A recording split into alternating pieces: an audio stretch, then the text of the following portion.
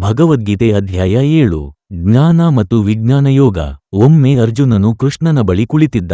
ಕೌರವ ಮತ್ತು ಪಾಂಡವರ ನಡುವಿನ ಭಾರೀ ಯುದ್ಧದ ನಡುವೆ ಅರ್ಜುನನ ಮನಸ್ಸಿನಲ್ಲಿ ಇನ್ನೂ ಬಹಳಷ್ಟು ಅನುಮಾನಗಳಿದ್ದವು. ಕೃಷ್ಣನು ಅವನನ್ನು ನೋಡಿ ನಿಧಾನವಾಗಿ ಹೇಳಲು ಪ್ರಾರಂಭಿಸಿದನು. ಅರ್ಜುನ, ಈಗ ನಿನಗೆ ಜ್ಞಾನ ಮತ್ತು ವಿಜ್ಞಾನ ಎರಡನ್ನೂ ಹೇಳುತ್ತೇನೆ. ಈ ಜ್ಞಾನವನ್ನು ತಿಳಿದುಕೊಂಡು ನೀನು ಇನ್ನೇನನ್ನು ತಿಳಿಯಬೇಕಿರುವುದಿಲ್ಲ. ಅರ್ಜುನ ಕುತೂಹಲದಿಂದ ಕೇಳುತ್ತಿದ್ದನು. ಕೃಷ್ಣನು ಮುಂದುವರೆಸಿ ಹೇಳಿದನು, ಈ ಲೋಕದಲ್ಲಿ ಎಷ್ಟು ರೀತಿಯ ಜೀವಿಗಳು ಇದ್ದರೂ ಅವು ನನ್ನಿಂದಲೇ ಹುಟ್ಟುತ್ತವೆ. ನಾನು ಈ ಜಗತ್ತಿನ ಮೂಲ, ಸೃಷ್ಟಿ, ಸ್ಥಿತಿ ಮತ್ತು ಲಯವೂ ನಾನು.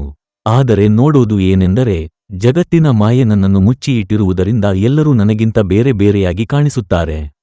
ಅರ್ಜುನ ಕೇಳುತ್ತಿದ್ದಂತೆ ಅವನ ಹೃದಯದಲ್ಲಿ ಧೈರ್ಯ ಹುಟ್ಟಿತು. ಕೃಷ್ಣನು ಹೇಳಿದ, ನೋಡು ಅರ್ಜುನ, ನನ್ನ 3 ಗುಣಗಳು ಈ ಜಗತ್ತನ್ನು ಆವರಿಸಿಕೊಂಡಿವೆ: ಸತ್ವ, ರಜಸ್ ಮತ್ತು ತಮಸ್. ಅವುಗಳಿಂದ ಹೊರಬರಲು ಕಷ್ಟ.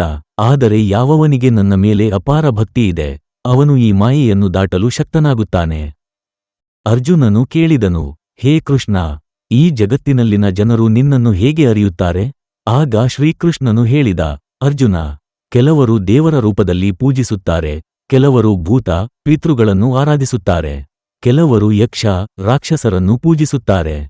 ಯಾರು ಯಾವ ದೃಷ್ಟಿಯಿಂದ ಪೂಜಿಸುತ್ತಾರೋ ಅವರಿಗೆ ಆ ದಾರಿಯಲ್ಲಿಯೇ ನನ್ನ ಅನುಗ್ರಹ ದೊರೆಯುತ್ತದೆ.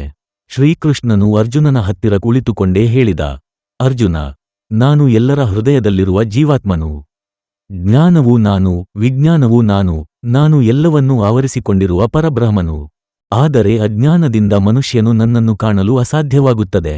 ಈ ಕಥೆಯಲ್ಲಿಯೂ ಕೃಷ್ಣನು ಅರ್ಜುನನಿಗೆ ಏನನ್ನು ತಿಳಿಸುತ್ತಿದ್ದಾನೆ ಅಂದರೆ, ಈ ಜೀವನದಲ್ಲಿ ಎಲ್ಲವೂ ಇಂದ್ರಿಯಗಳಿಂದ ಕಾಣಿಸಿದಂತೆ ಅಲ್ಲ. ದೇವರನ್ನು ತಲುಪಬೇಕೆಂದರೆ ಭಕ್ತಿಯ ಹಾದಿಯೇ ಮುಖ್ಯ. ಸಂಪೂರ್ಣ ಶರಣಾಗತಿಯಿಂದ ದೇವರಲ್ಲಿ ಒಂದಾಗಬೇಕು. ಅರ್ಜುನನಿಗೆ ಆತ್ಮವಿಶ್ವಾಸ ಹುಟ್ಟಿತು.